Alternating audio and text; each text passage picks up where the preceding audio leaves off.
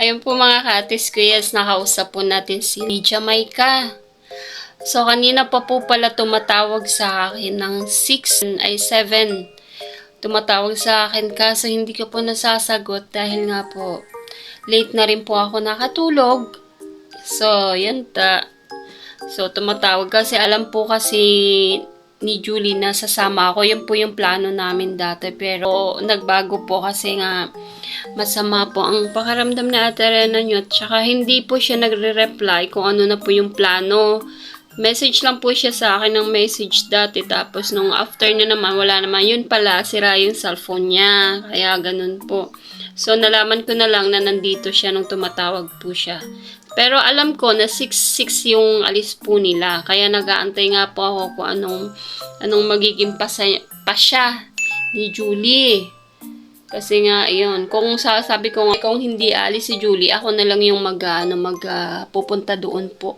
Ako na lang po yung pupunta para kay Jamaica kasi alam ko yung feeling na kapag yung magulang mo, yung ibang mga bata nakikita na may mga magulang or may nagvi-visit sa kanila tapos ikaw wala.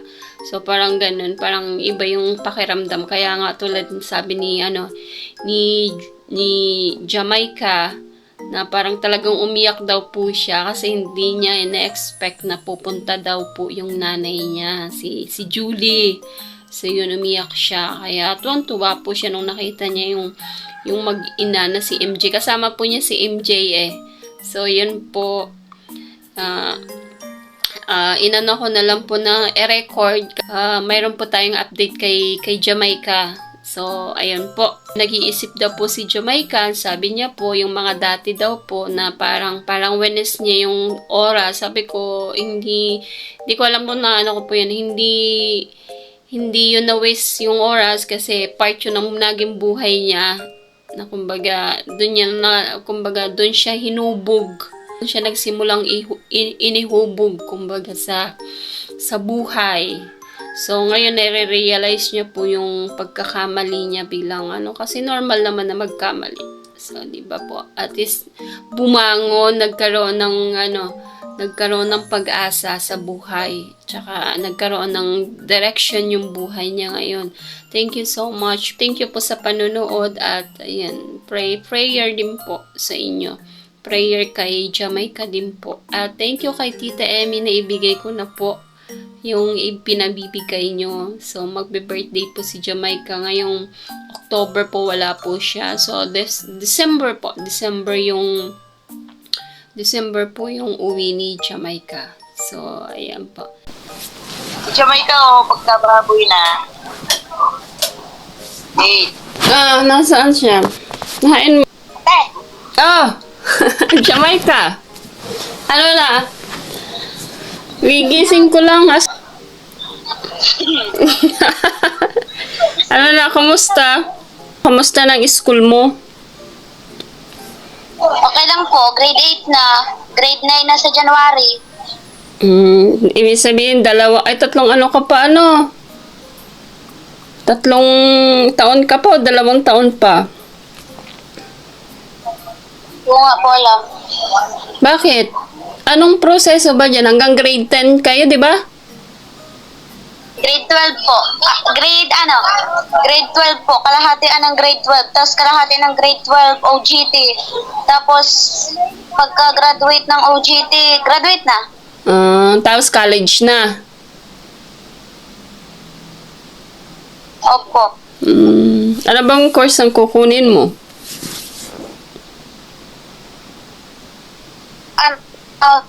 Kukunin mo na na course? Anong kukunin mo na course? Hindi ko naintindihan kanina. Sa 11 po siya, grade 11 hanggang grade 12. Parang kalahati na kasi ng course mo eh. Opo, caregiving, tapos po, pag caregiving yung kinuha mo, may libreng skills ka po na magdadrive ka lahat ng sasakyan, ng kotse, ng motor, truck, ganon. Tapos po, magpapahinga dito sa Sister Superi ng 3 months. Okay, good. Ibig sabihin, yun, libre o hindi na kailangan mag-college? Libre po. Libre po. Kung makahanap ng ano sa iba. Sponsor. Parang ganon. Sponsor sa iba o ano? Hindi, ibig sabihin daw, di ba hanggang grade 12 yun? Tapos, Oo nga po. di ba may apat, may dalawa ka pang, taon.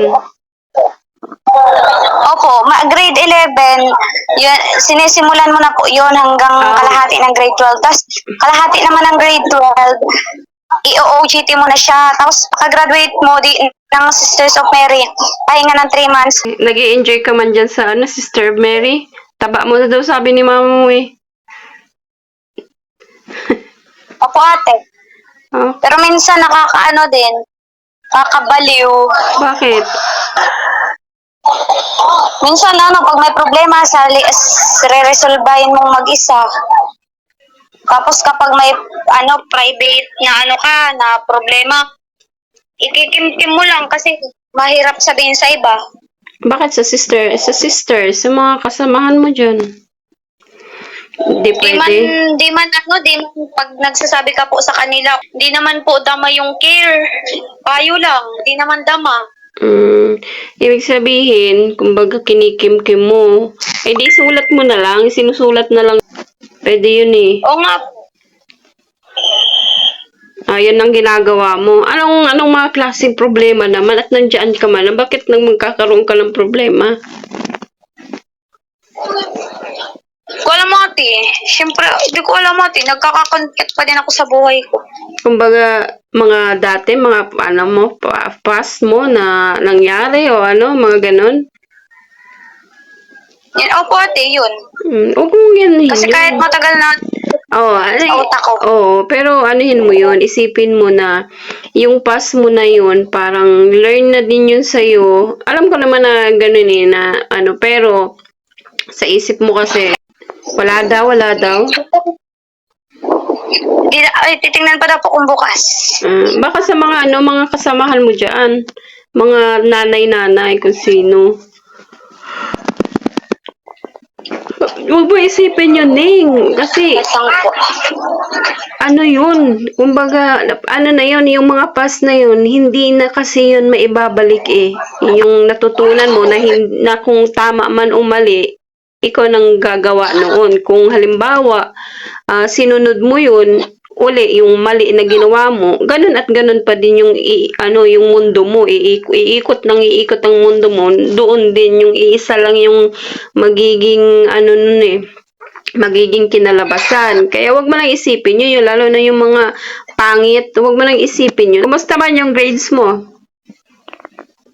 Okay man po ate.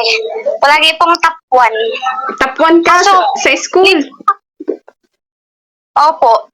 Wow. Tapos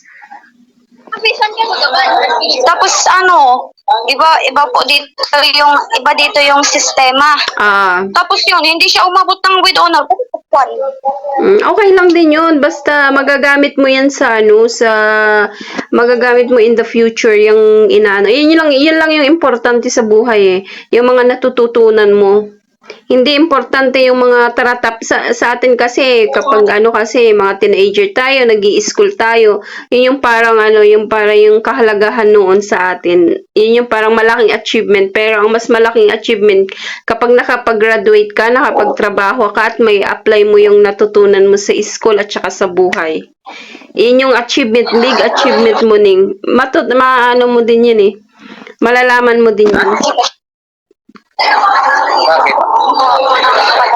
Ha? Kuha padala? Taga-Oriental nakita ka? Opo ate. Okay, sabi mo okay lang yun. Hanggang kailan yung visiting dyan? Hanggang ngayon lang? Today? Opo, hanggang 4 o'clock lang ate. Tas uwi na sila.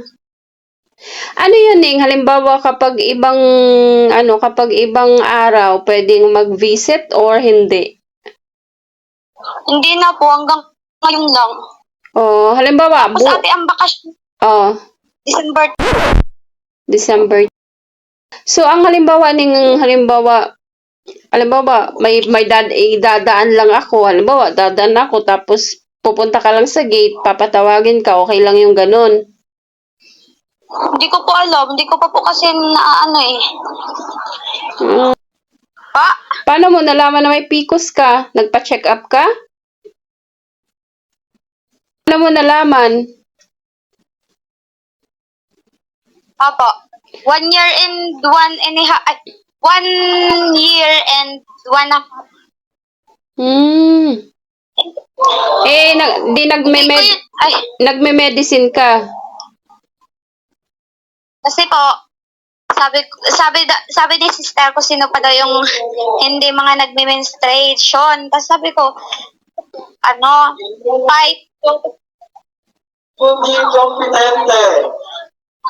to 6 months pa ako nagkakameron. Tapos doon ni sister ipa-check. Tapos yun po yung lumabas. Oo, tama, oo.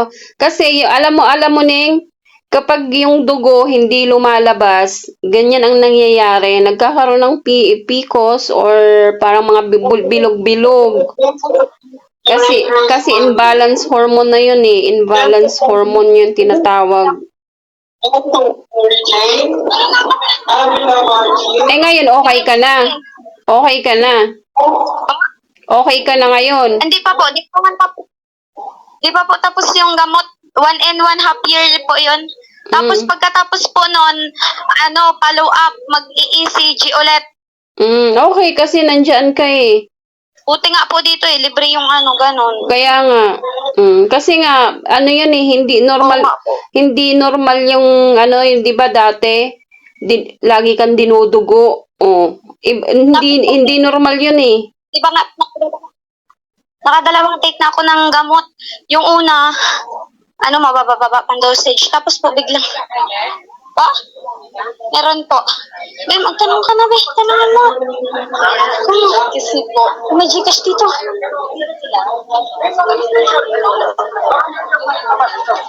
Ano?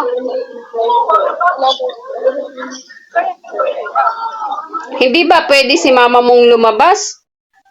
Sa labas, tapos ibigay na lang. Hindi ba pwedeng lumabas sa tindahan si mama mo sa tindahan ba? Hindi ko po alam. Tapos balik na lang. May naman po sila, mama. May stamp naman po. Tapos na yung nangyari sa mo? Okay naman, okay na. Okay Opo. na yung pakiramdam mo. Nung una po, nasabi ko na yun kay mama, nakalimutan ata. Di siguro na linaw kung bakit ako may dalang gamot ng bakasyon. Tapos naiwan ko pa nga po yun sa bahay. Tapos sabi po ni, natapos ko na yun 6 months. Tapos, nag-another na naman. Altea na siya. Mataas na dosage na po siya. Tapos yun, hanggang 26 na. Yan ang eh. Kaya dapat kapag may nararamdaman ka, paano mo hanggang nandyan ka, yung parang ipa-check up mo na ng ipa-check up hanggang nandyan ka. Kasi kapag nasa labas ka, puro pera sa ospital. Pera lang kung pupunta ka ng public hospital. Yun, pipila ka doon. Ang daming requirements. Kaya mo na.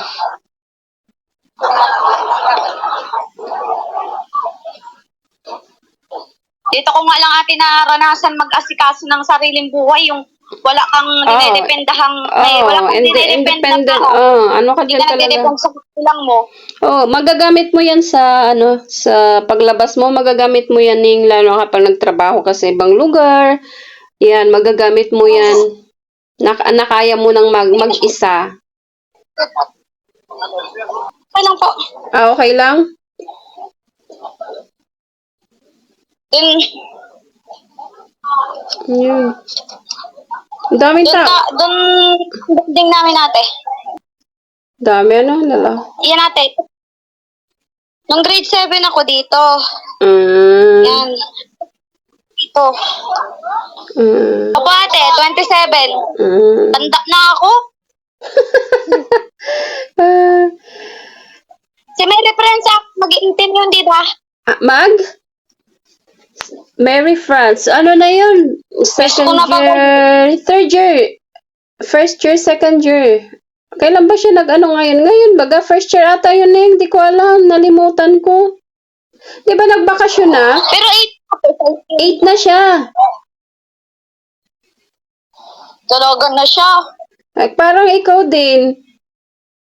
Malaki na din siyang taon. Tumaba na din siya. Nag-iba na din yung ano niya. Nag-iba na din yung katawan niya.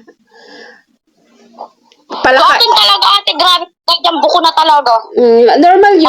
Mapapa- I-enjoy mo yung katawan na ganyan. I-enjoy mo yan. Kasi kapag nag-ano ka, pag nag-18 ka na, 19, ayan na. Diyan mo na maano na, magpaganda ka, magpa-ano ka, ayan. Pero syempre.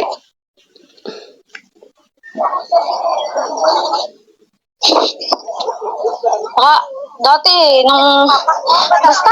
simula nung dumating ako dito ate, ang dami ko na-realize sa buhay ko. Kaya nga 'di ba, sabi ko magtuloy ka diyan, Sabi mag-ano ko, ka kasi diyan Kapag nagpasaway ka dito, talaga wala parents mo. Sisisihan talaga parents mo.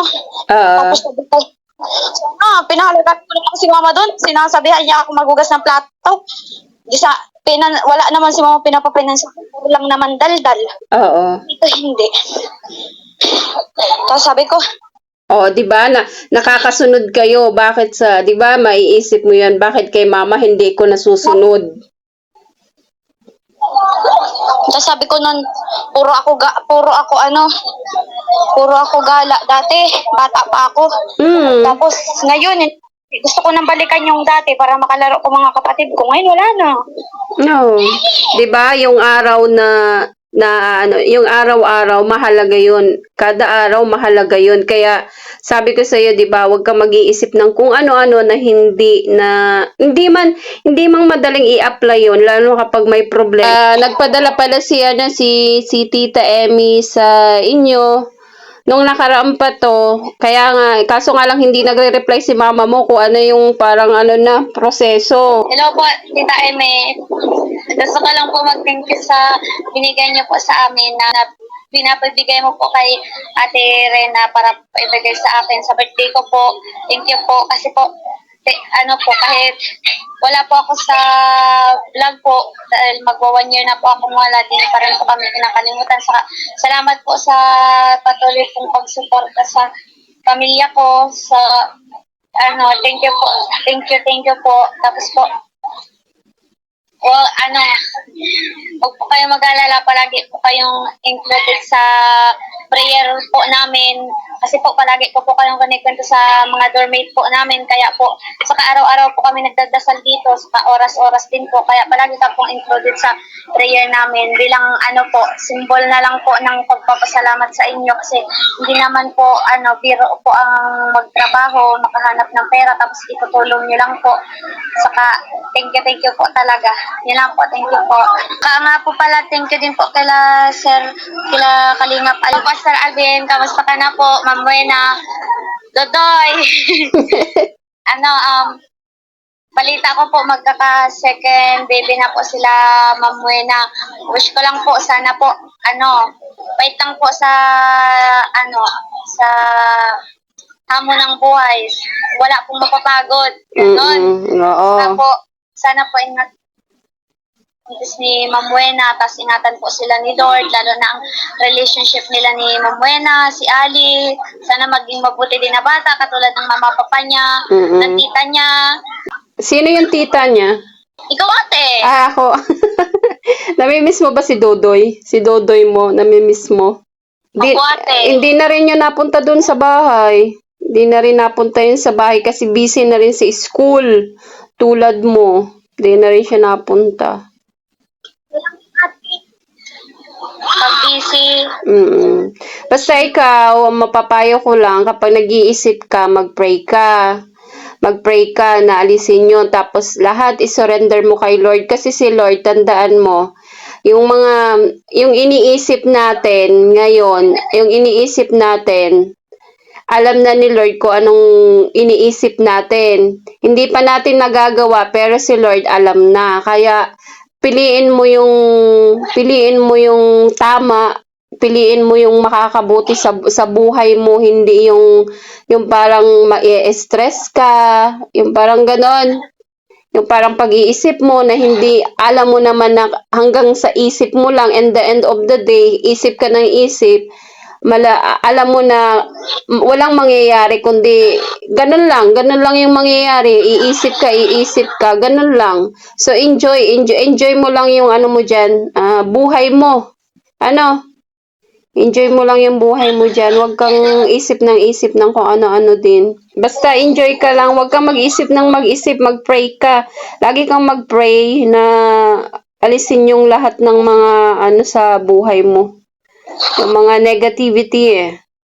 Lagi lang positive. Tsaka i-enjoy mo lang ang bawat araw. Di ba nga sabi mo, yung araw na nasayang mo noong nandun kayo kay mama mo. So yun, kapag nag-iisip ka, ganun din yun. Ganon din yung kapag nag-iisip ka, walang mangyayari. Ganon at ganon lang. Mag-iisip ka lang na mag-iisip. Hindi yun makakatulong sa'yo, lalo na yung mga masasamang nangyari sa'yo, tapos iniisip mo pa yun. So, walang mangyayari. Kaya, sasabihin mo sa sa utak mo, ayoko na, stop mo na kasi walang mangyayari. Parang ganon. Ikaw lang mismo yung mag-i-stop na kapag ganon. Mag-ano ka, aalis ka, o kaya pupunta ka sa may bintana. Pero wag kang tatalon ha. Pupunta ka lang sa bintana, magpapahangin ka, ganun lang. Tapos, enjoy mo lang. Ganun lang yung habang lumalaki kasi, habang nagkakaedad tayo, yun yung mga mararanasan natin. Yung parang, kumbaga gusto mo lang yung peace of mind. So, ganun lang. Hindi ko na nakausap si mama mo. I-enjoy mo lang yung sarili mo na huwag mo nang isipin yung mga dati kasi hindi na yun maibabalik eh. Hindi na yun maibabalik. Kung halimbawa nagsisisi ka man, gawin mo sa sarili mo ang tama. Yun yung makakatulong sa'yo. Kung halimbawa nagsisisi ka kung bakit ginawa mo yung ganito, ganyan, dati, hindi yun na yun maibabalik. Ang gawin mo, mag-aaral ka, magpursigi ka, ipakita mo sa sarili mo na kaya mo. Parang ganun. Huwag mo nang isipin yun. Hindi na yun learn na yun. Parang aral na lang yun sa buhay mo. Opo, ate. Isipin mo na may mga kapatid ka. May mga kapatid ka na kapatid at saka magulang si Julie na umaano sa'yo. Nag-aantay sa'yo sa paglabas dyan. So, dapat na maging healthy ka para sa kanila, lalo na sa sarili mo.